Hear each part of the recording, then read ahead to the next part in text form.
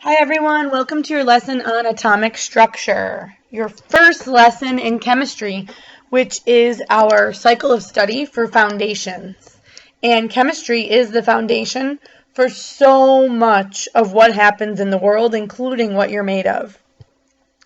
So atomic structure starts with, what did people think things were made of? And for a really long time, people thought that atoms were the smallest particles and that atoms couldn't be broken down into anything else. Scientists now know that atoms are actually made from even smaller particles called protons, neutrons, and electrons. Question is, how are these particles arranged inside of the atom? The protons and the neutrons are in the dense core, which means the heavy core at the center of the atom. This is called the nucleus.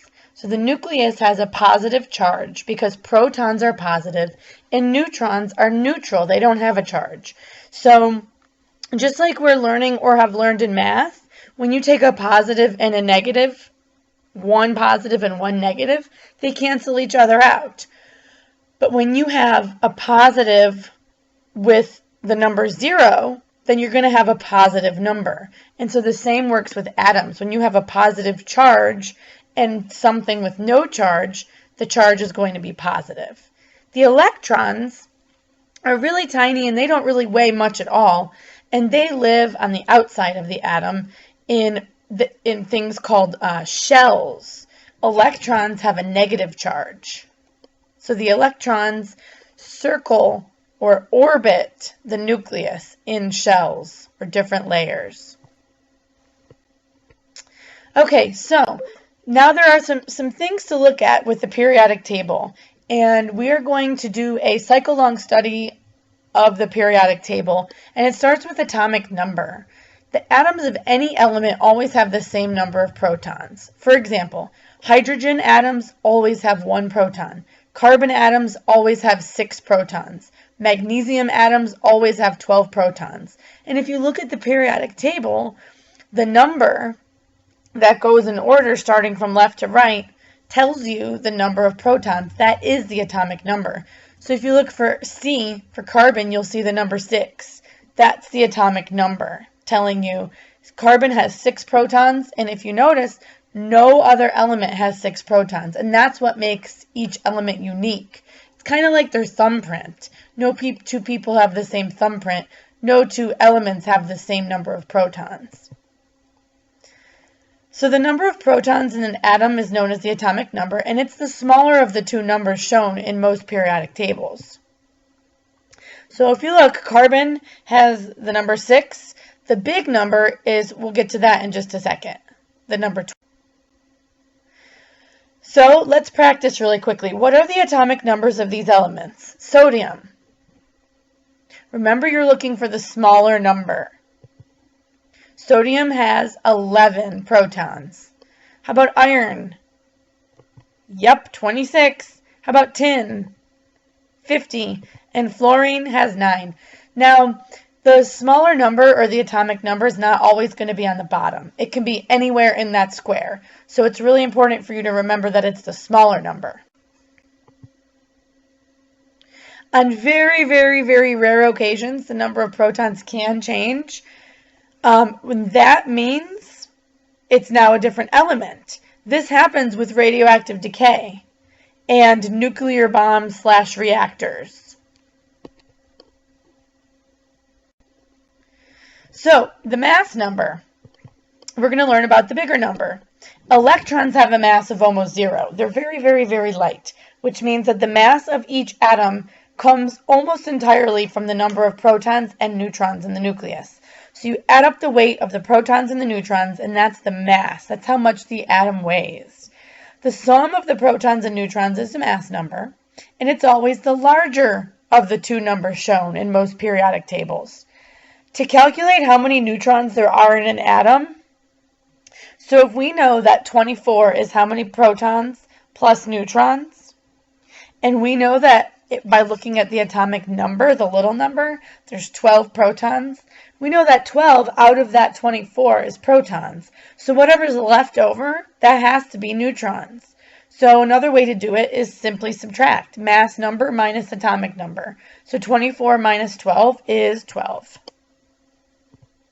So hydrogen has 1 proton. It doesn't have any neutrons, therefore the mass is 1. Lithium has 3 protons, 4 neutrons. You add those up, therefore the mass number is 7. And we're estimating here. Okay, so we're rounding up. Sorry, not estimating, we're rounding up. So lithium really has like 6.99, we're rounding up to 7. Aluminum has 13 protons, 14 neutrons, which has a mass number of 27. Again, mass number equals number of protons plus number of neutrons. And here's some more practice. How many are you going to get? 4. Copper. You would add them up.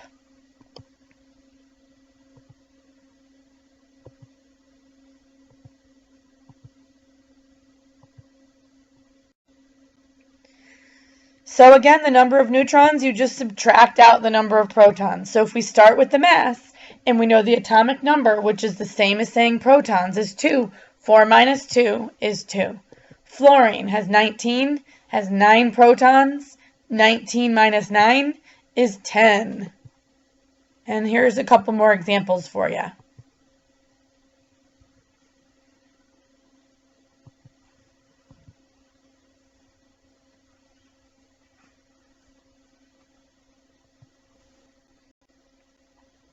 Okay, now how do we calculate electrons? Every atom has a neutral charge, so must have equal numbers of protons and electrons. So remember, neutral is the same as saying 0. And so if we want to get a number 0, and we have positive numbers and negative numbers, our integers, you would take positive 3 and negative 3 and add them together, and they cancel out. So because every atom has no charge, you have to have equal numbers of protons and electrons. So what that means is if you know the number of protons, you also always know the number of electrons because they're equal. So notice, 29 protons, 29 electrons. 53 protons, 53 electrons. So atoms can lose or gain electrons, but that is in another level chemistry class, and those are called ions. We are just going to be dealing with atoms that have a neutral charge or no charge for this chemistry class. If you want to do an extension on ions, you are more than welcome to submit a proposal to do an extension on that, and I would be more than happy. So, the arrangement of electrons in shells is called the electron configuration, and each shell can hold a certain number of electrons. The first shell, which is surrounding the nucleus, can hold 2 electrons at most.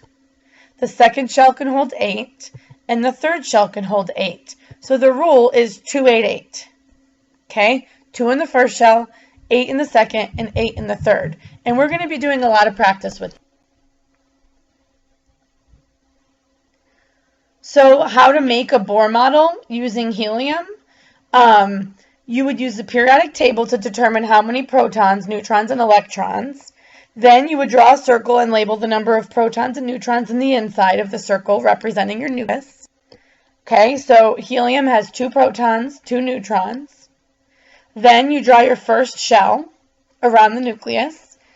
Okay, and it has 2 protons so that it has to have 2 electrons. You would plot them in, and if you needed to add more electrons, you need to add another shell.